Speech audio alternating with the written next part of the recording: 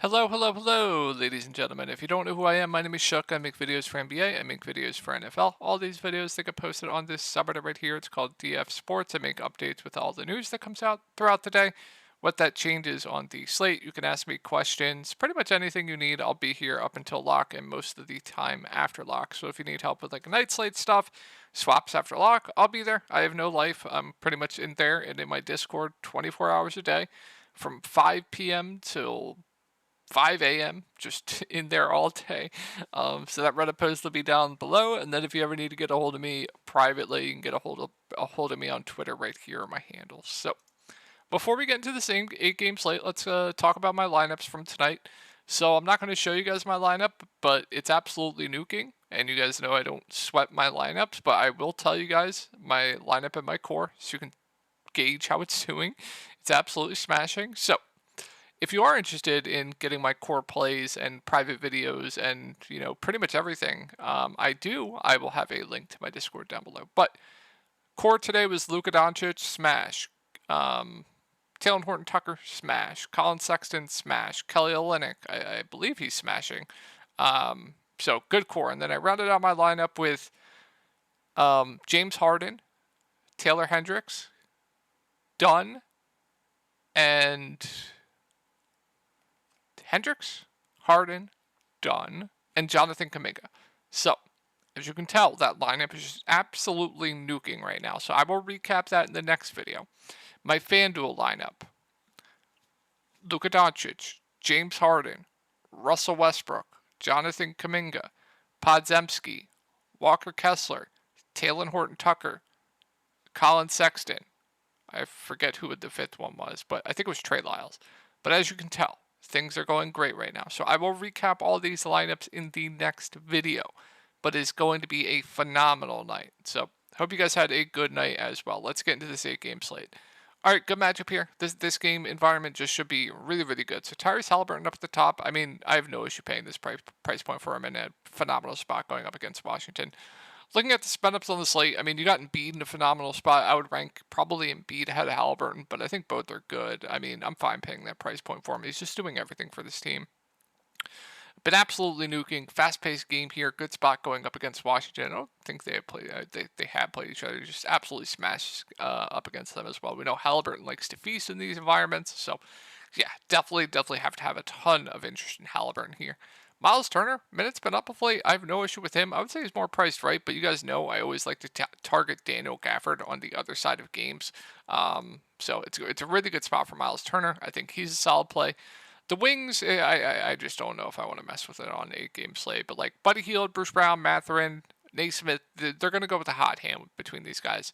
Bruce Brown, they benched him last game, and then he just got run in the blowout. I didn't understand that. Usually he's the safest of the bunch. So he would be the guy I would feel the best about outside of Buddy Hield, I guess. Like Buddy Hield's fine. And then like the grouping of like Bruce Brown, Mathurin, Naismith, they're going to go with the hot hand with basically. All are priced up as well, so like no, not going to go out of my way to play any of these guys. But if I were to play anyone, it would be probably Hield or Bruce. T.D. McConnell's priced up, just overpriced. Isaiah Jackson's been getting the backup five, but I think he's priced up enough. You guys saw that Oscar Tushwibi got his first NBA point. They took the game ball. Still don't know if Giannis got his ball back, so interesting stuff there. All right, Washington. Jordan Poole is questionable. Keep an eye on that. Good spot going up against the Pacers. We have Daniel Gafford back. So Kyle Kuzma day 4. I mean, fast-paced game. I would say he'd probably be my favorite play on this Washington side. So I think Kuzma's fine.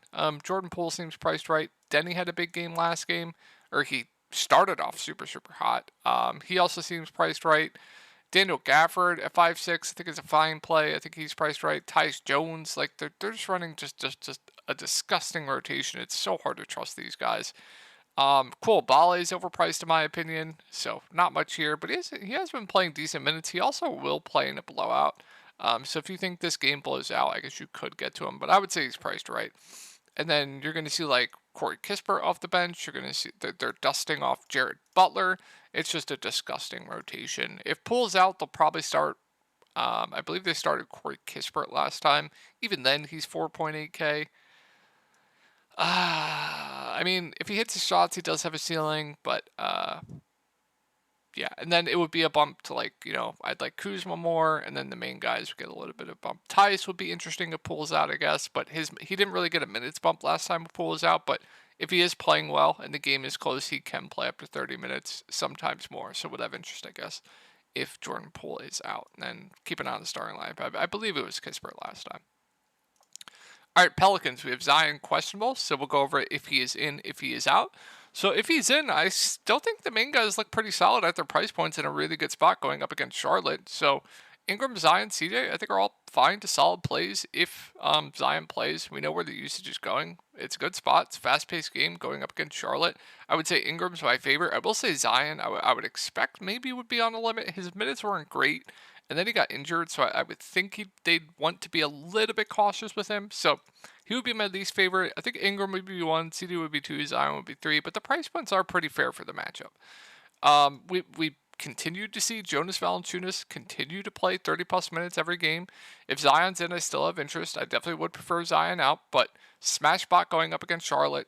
No Larry Nance. He's continued to play over 30 minutes, so definitely have interest in Jonas. And then if Zion's in, everyone else seems priced about right. Maybe a little bit overpriced. Herb Jones will play huge minutes. He did get benched last game, I will say that. But yeah, everyone will be priced right. Now, if Zion's out, that just changes everything. Then I really like Ingram. I really like CJ. I really like Jonas. Herb would be a solid play. We'll keep an eye on what they do with the starting lineup. They started Dyson last game, and they didn't really play him much. If he starts again, you can go there. But Najee Marshall, I think, would be a solid value. Might be a bit over-owned from last game, but I would expect around 20 minutes for him. Maybe a little bit more, solid point per minute. Didn't move his price, so I would like Najee. And then I'd like Trey Murphy off of the bench, but also probably going to get a decent chunk of ownership due to last game. If they start Trey Murphy, then I really like Trey Murphy. And then still would like Najee Marshall. And then Alvarado will get high teens minutes off the bench. He is a fair value play. All right, let's move on to Charlotte. So we have Mark Williams is doubtful. I don't know why they just don't rule him out. And we have PJ Washington questionable. That's pretty significant. So, let's go over it both ways if PJ is in. So if PJ is in, Rozier's just been phenomenal. I honestly think he deserves this price point. He's also playing huge minutes. Charlotte's running a decent rotation as well. So I have no issue with him. Miles Bridges more of the contrarian play. Gordon Hayward would be priced right. And then assuming Mark Williams is out, he is doubtful. You're going to see big minutes for like Brandon Miller. PJ Washington will get a bump. They would be fine. Nick Richards, he'll start at the 5. Fair play. And then I don't think I go to anyone else off the bench. But if PJ is out, that is pretty significant. You're basically going to see almost a 7-man rotation here. And we saw Nick Richards basically play 40 minutes after PJ Washington got injured because PJ Washington was getting the backup 5. I don't know if they signed anyone or like they have no other bigs. So keep an eye on that. They have like nobody else. But Nick Richards would have to play big minutes. I would like him. You're going to see like huge minutes for the main guys. Brandon Miller, Gordon Hayward, Miles Bridges, Terry Rozier. They would all be solid. If you look at the rotation from last game, the main guys after PJ went down just played huge minutes. So keep an eye on that. I think that's pretty significant. I don't think a lot of people are going to realize that. So moving on to Detroit, not the best spot going up against the Sixers, but we do have Duran out and we do have Bagley out. So Oscar Thompson and Isaiah Stewart still were in the starting lineup. Stewart started at the 5. He got into a bit of foul trouble, I want to say. And Oscar Thompson played 30 minutes. So I would assume they go with the same starting lineup here, going up against the Sixers in the same matchup. So I always like Cade for tournaments because if he stays out of foul trouble, he's going to play big minutes. He's always low owned. He's their clear go-to guy, and he's stuffing these stat sheets. So I'm always interested in Cade for tournaments. Bojan has a ceiling when he's hitting his shots. It happened this game. Low floor, though. I think he's a fair play at that price point. Still fine. Oscar Thompson, I like once again. Still too cheap in my opinion. If he remains in the starting lineup, you can just go back and look. He was like a 7K player when he was starting and playing over 30 minutes. So I like Oscar Thompson. Once again, think he's a solid play.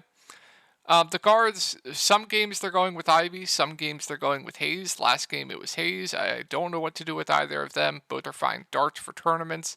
And then if you think Isaiah Stewart can get out of foul trouble, he gets a slight bump with no Duren and no Bagley would be fine. Wiseman gets the backup 5, but he's a bit pricey for my liking. All right, let's move on to the Sixers. So smash spot here for Joel Embiid. I mean, he's just going to be able to feast here. I absolutely love Joel Embiid in this spot. Probably my favorite spot about the slate. I really like Joel Embiid. Tyrese Maxey had a bad game in this last matchup, but he's going to stuff the stat sheet, and he's going to play huge minutes, and he's going to go low owned every single slate, and he has 60 fantasy point upside, and he's really good in fast-paced matchups. So I think Tyrese Maxey's a good tournament play. Tobias Harris had a big game last game, but seems priced right. Melton seems priced right. Kelly Oubre at 5K, keep mentioning him. If his minutes are going to slowly uptick into like 23, 24, 25, then yeah, I have interest in Oubre at 5K. He's going to chuck off the bench, and then Batum will play low 20s minutes, a fair value play. All right, let's move on. Sorry, guys. Let's move on to Orlando. So not a good spot here. We also could have Markelle Fultz back. Don't love much. I don't think that news really impacts much for me either. I think this game is probably my least favorite game to target on this slate. So I don't really like Paolo. I don't like Franz. I don't like the guards. I don't like the bigs. So this team is a pretty easy team to talk about. Same thing with Boston. Really good, really bad spot going up against Orlando. Two tough defensive teams. So yeah, Tatum more of a contrarian play. Brown more of a contrarian play. Porzingis, White, Drew. Everyone, just I don't like anyone. The bench unit's priced up. It's pretty disgusting. So let's move on to Atlanta. So DeAndre Hunter is questionable, and if you guys listened to me last video where I went over the Atlanta rotation for you, Clint Capella and Onyeka Okongwu were only projected for like 25 minutes around the industry. Both surpassed 30 minutes, so if DeAndre Hunter's out once again, I know it's not a good spot going up against Toronto, but if they're going to close together, if they're going to play alongside each other more, and the field is not going to recognize it, then yeah, I think Capella and Okongwu are definitely interesting for tournaments. Saddiq Bey is going to play huge minutes if Hunter's out. He's pretty safe to me. I don't like the spot otherwise for the main guys, but main interest here, Bey, Capella, Okongwu, if Hunter's out. If Hunter's in, I don't love much. Good spot here for Toronto. I think Scotty and Siakam are two of the better mid-range plays in the slate. I think both are pretty solid if you're not spending up for Joel Embiid or Tyrese Halliburton. So, like Siakam, like Scotty Barnes, I think OG at 6'4", he's just playing huge minutes right now. Good defender, get those steals. Been shooting the ball pretty well. I will say that he'll probably regress, especially from last game. But with the amount of minutes he's playing, he's firmly in play. I would say he's at the price point where he should be now. I prefer Dennis Schroeder at 6.3K, who's also playing huge minutes. I think he's a solid play. And then Jakob Poeltl played 32 minutes. I don't think Precious got into foul trouble. So if I knew Jakob Poeltl played 30 minutes again, then yeah, I like him. But more often than not, they are kind of splitting the center minutes. And then Gary Trent will play low 20s minutes off the bench. Has to hit his shots to reach value. Lakers. So I'm expecting AD and LeBron to play here. We'll see. We did have LeBron rest last game, so if both of them are in, I mean, it's a good spot going up against the Spurs. I think AD would be fine, be a fair spin up. LeBron would be fine. Everyone else would kind of just be out of play for me at their price points. If Prince is out, we'll see who starts. They could start like a Rui. They could start a Max Christie. We'll see whoever starts I'd have interest in. Even if Rui comes off the bench, I still think I'd have a little bit of interest in. But the main guys would be priced up. But if we get a situation where, LeBron's out again, then yeah, AD is going to look great. D'Lo, Reeves are going to look pretty solid. Would really like Rui, even though they trolled his minutes last game. Reddish gets a bump. Prince gets a bump. I would say they're more priced right now. We saw some Christian Wood last game. Sure, if you want to take a dart there, but he's priced right. So, yeah. And then if both are out, then, there's going to be a lot to like here. Then I really like Reeves, I really like D'Lo, I really like Rui. Reddish Prince would be solid, and then we'll see what they do with the starting lineup. Christie would have to play a decent amount. He would be a solid value. Jackson Hayes, maybe. So there would be a lot to like there if one or both are out. Moving on to the Spurs, so Wemby starting at the 5 is just a different beast. So if he's going to continue to start the 5 here, I know it's not the best spot going up against Anthony Davis, but him at the 5 has just been phenomenal. So I like Victor for tournaments. I have a feeling he's going to be pretty popular tomorrow. Branham's been starting. He's actually been playing decent minutes of late. I think he's a solid value. And then Keldon Johnson, Vassell, I think are fine plays for tournaments. Do have ceilings, but do have low floors. Zach Collins, unplayable. Jeremy Sochan, I feel, is priced right. All right, last set of games here, guys. Let's move on to Houston. So, not a good spot going up against Memphis. Sengun had a really bad game last game. Got into foul trouble as well. Also didn't come back in the fourth. I don't know what that was from. But Sengun, I think, is a fine tournament play. Fred VanVleet at 8-4, playing huge minutes. You guys know what I'm going to say here. He's always in play because of the amount of minutes he's going to play, and he can stuff the stat sheet, so I'm always interested in him. Jalen Green's minutes are ticking down of late. Hard to go there. Jabari seems priced right, but fine. Should play around 30 minutes. Good rebounder. Has double-double upside. So I think Jabari is a solid play at 6K. And then I will mention Tari Eason minutes have been up of late, and they have been playing him alongside Jabari Smith some. They would not do that last year at all. You actually saw Jalen Green not close one game, and it was Tari Eason and Jabari closing together. You also saw one game. It was last game. Sengun just didn't come back. I don't know if that was a blowout or not. It might have been a blowout. I don't know. I don't know if this Spurs game was a blowout either, but you saw Jabari close. You saw Eason close. You saw Fred VanVleet close. So, yeah, I'm definitely interested in Eason just because he's such a good point per minute guy. If you do give him those minutes and he does play alongside Jabari some, and he gets to like 25 minutes, then he's most likely going to pay off this price point. So, I'm definitely interested in Eason even at that price point.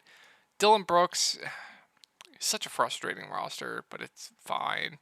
I don't think I'll be going to anyone else. Let's move on to Memphis. Huge news here is going to be Bane. Not a good spot going up against Houston, but if Bane's in, I think Bane, Jaren, or fine Contrarian plays. They didn't start Jaren at the 5 last game. If we look at the lineup, I believe it was Biombo. Same matchup as well, right? Yeah. So we'll see. If they start Jaren at the 5, then I have some interest. But if Bane's in, there's not much here. Don't think I'd be getting, unless they switch up the lineup. If they start Roddy's fine for value. But real interest here is going to be if Bane's out. Bane's out, then there's lots to like here. Then I really, really like Derrick Rose. He would be one of the better plays in the mid-range. David Roddy would be a solid value. If they start Vince Williams again, I would really like Vince for value. Zaire would be playable at 4.3K. He would be a solid value. There would just be a ton. Noel didn't really play much. I don't understand that, but there would just be a ton to like here with the value. Vince, Zaire, Roddy, Rose, I would all like for value. Adama would be playable, and then Jaren Jackson Jr. would be a solid sped up. Moving on to the Knicks. So we have Mitchell Robinson out. They keep starting Sims. He's a fine value. Not going to play much. Hartenstein will get the majority of the minutes, so I think he's reasonable. And then not in the best spot, but Randall Brunson or fine Contrarian plays for me. And then we have Quickly playing as well. Don't love the price point and don't love much else.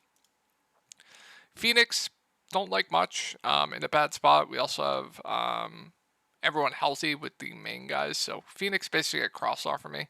If I were to play anyone, I believe Metu got benched. Keep it on the starting lineup, actually. Nasir Little played a ton, but don't love much here. So that's going to wrap it up for the video, guys. Hope you guys had a good night tonight, and I will talk to you all in the next one.